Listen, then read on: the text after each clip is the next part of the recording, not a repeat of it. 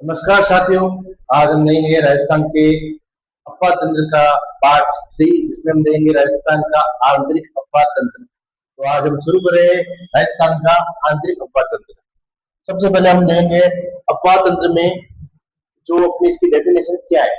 आंतरिक अफवाह तंत्र का डेफिनेशन ये है कि ऐसी नदियां जो किसी सागर या महासागर में नहीं गिरती अपितु किसी भूभाग में ही जाकर समाप्त हो जाती है, उनको अपन आंतरिक अफवाह तंत्र की नदियां कहते हैं, जो राजस्थान में कुल 60% है।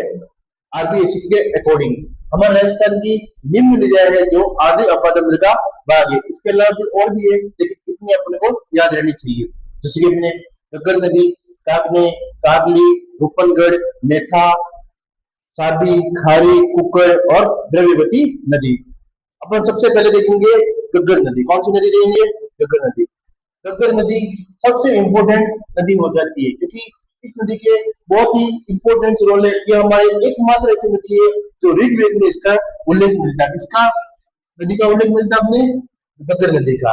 और इसी नदी को अन्य नाम आता है सरस्वती नदी, रत नदी, कुल का शोक, सोतर नदी, खकरा नदी, नाली नदी, काठी नदी और अपने द्रव्यवती नदी। इसके बाद इसका जो अपने उद्गम होता है वो होता है हरियाणा की शिवालिक की पहाड़ियों की एक जगह है जिनका नाम है कलका। कलका से हरियाणा अपने हिमाचल प्रदेश से इसका उद्गम होता है और यह नदी पाकिस्तान में जाकर विलुप्त हो जाती है। लेकिन अभी इसका पानी पाकिस्तान में नहीं जाता। पाकिस्तान में इसका नाम फकरा होता है। क्या होता है? फकरा। फकरा नाम इसका पाकिस्तान में होता है। इसका नाली इसमें अपने हरियाणा, अपने हनुमानगढ़, गंगानगर क्षेत्र में इसको नाली या इसको लट के नाम से भी जानते हैं। इस पर कुछ प्रमुख सभ्यता है, जिनमें एक सभ्यता का नाम है अपने कालीबंगा सभ्यता, पीलीबंगा सभ्यता और मनवाली सभ्यता।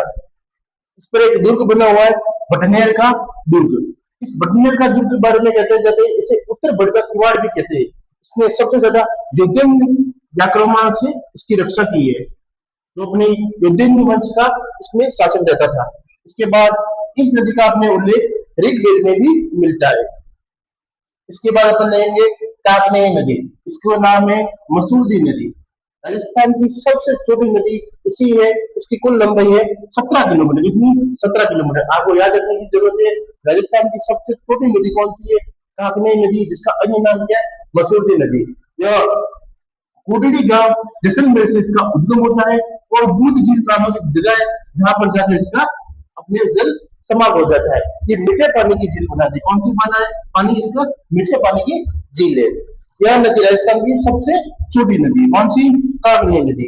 इसके बाद अपन देखेंगे कातली नदी। कौन सी नदी? कातली नदी। कातली नदी खंडेला की पहाड़ी सिक्कर से इसका उद्गम होता है। तोरावाटी में जाकर आगे झुंझुनू में जाकर बहादुरपुर नामक स्थान पर जाकर यह विलुप्त हो जाती है। इसका जो अपने इसके ऊपर जो सभ्यता बनी हुई है, कौन कौन सी सभ्यता है? गणेश्वर नदी। कौन सी? गणेश्वर और सुनारी, दो इस पर सभ्यता है। कौन कौन सी? गणेश्वर और सुनारी। इसके जो ये नदी राजस्थान की जो आंतरिक प्रवाह की सबसे लंबी नदी कौन सी? कातली नदी। राजस्थान की आंतरिक प्रवाह की सबसे लंबी नदी कौन सी है? कातली नदी। इस पर अपने इसके बाद आती है अपन रूपारेल नदी। रूपारेल की नदी का उद्गम होता है उदयनाथ की पहाड़ी अलवर से। इसके बाद यह डीग जिले में जाती है। इसके बाद यह भरतपुर में जाती है और भरतपुर में मोती झील नामक स्थान पर जाकर यह समाप्त हो जाती है। इसके जो अन्य नाम है, लावारिस नदी भी कहते हैं इसको, इसको अपन बरहा नदी भी कहते हैं। इसका एक और नाम है भरतपुर की लाइफ लाइन। कौन सी नदी? रूपारेल नदी। इसके बाद अपन देखेंगे रूपनगढ़ की नदी। रूपनगढ़ की नदी नसीराबाद अजमेर से इसका उद्गम होता है और यह सांबर झील में जाकर समाप्त हो जाती है। मेथा नदी या मनोहर खाना जयपुर से उद्गम होता है और सांबर झील में जाकर समाप्त हो जाती है। इसके बाद आती है साबी नदी। साबी नदी सेवर की पहाड़ी अपने फूलपुतली बहरोल से इसका उद्गम होता है। भरतपुर ब्रह्मपुरी नगर से जाकर हरियाणा के गुरुग्राम में जाने वाली राजस्थान की एकमात्र नदी जो हरियाणा में जाती है, कौन सी? अपने साबी नदी। आपको ये इंपोर्टेंट याद रखना चाहिए। और इसको हरियाणा में इसका नाम है नफजड़गढ़ का नाला। क्या कहते हैं इसको हरियाणा में? नफजड़ का नाला। इसके बाद आती है अपनी साबी नदी। साबी नदी जो सेवर की पहाड़ी भरतपुर से जाती है और अपने ये देख लिया आपने। इसके बाद आती है अपने नदियों के बारे में, जैसे कि नदियों के बारे में आपको क्वेश्चन आता है, कुल जल जल ग्रहण क्षेत्र, कुल प्रवाह क्षेत्र, कुल अपने क्या क्या है।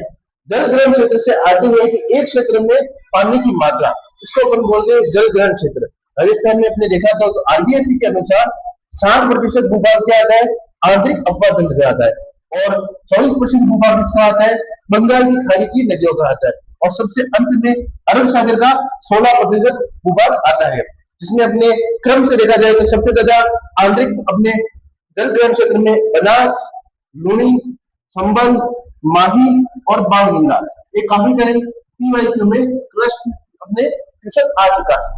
इसके बाद देखा जाए कुल प्रवाह क्षेत्र, कुल प्रवाह क्षेत्र में आती है नदी का व उसकी साइड नदियों का क्षेत्र, उसको बोलते हैं कुल प्रवाह क्षेत्र, जिसमें हमारे राजस्थान में सबसे कुल प्रवाह क्षेत्र में चंबल, लूनी, माही और साबरमती। आपको एक क्रम याद रहना चाहिए, इसमें से ज्यादातर क्वेश्चन आते हैं। हमारे राजस्थान में सर्वाधिक किस जिले में नदी पाई जाती है, जो है चित्तौड़गढ़। चित्तौड़गढ़ जिला जो अपने कोटा संभाग के आसपास आता है, जिसमें अपने चंबल की नदी आती है, इधर से अपने अपने बनास बनास की साइड नदियां इसमें अधिकतर देखने को मिलती है। इसके बाद आता है न्यूनतम कौन सी नदी वाला जिला है, जिसमें आता है बीकानेर और चूरू। यहाँ पर अपने सबसे कम नदी आपने को देखने को मिलती है। अब हम देखेंगे राजस्थान की सारी नदियों को एक मैप में।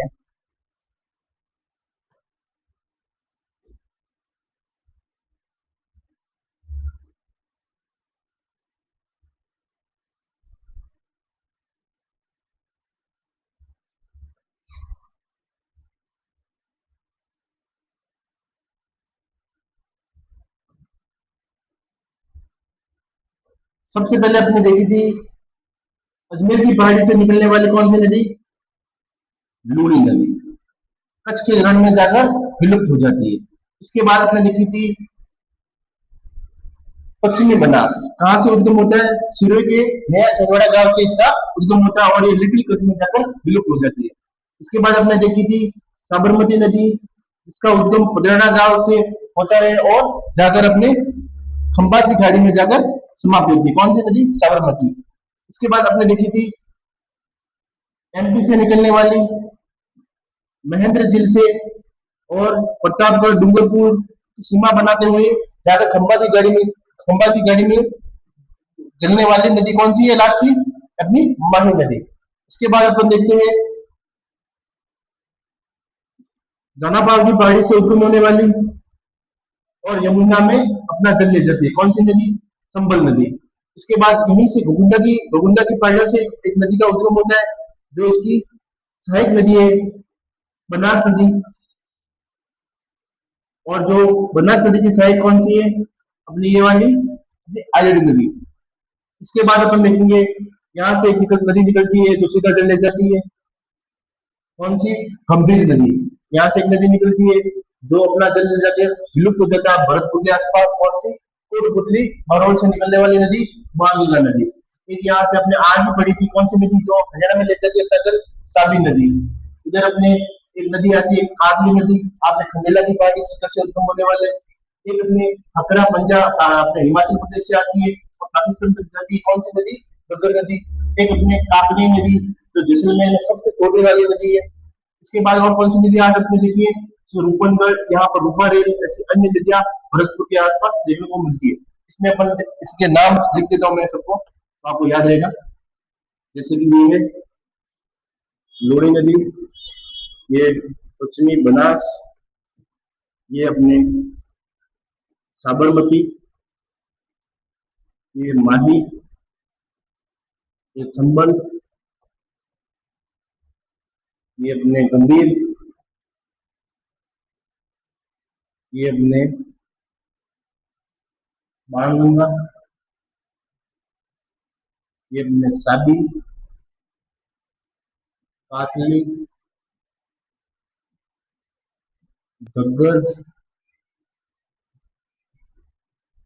काकने, बनास, मेरठ।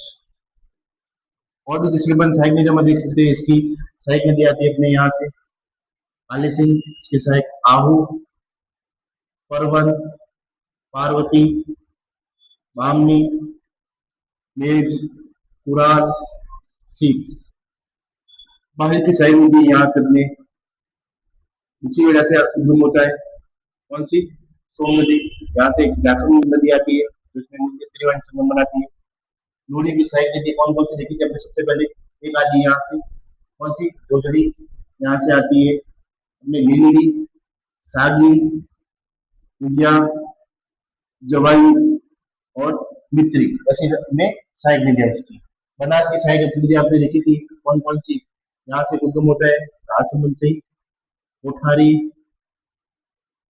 खारी, डाई, द्रव्यवती, दूध, ऐसी इसकी सहायक नदियां हैं। राजस्थान का अपर तंत्र अपने आज देखने का प्रयास किया है। उनके नाम और भी साथ में सहायक नदियों के भी नाम लिख देता हूँ।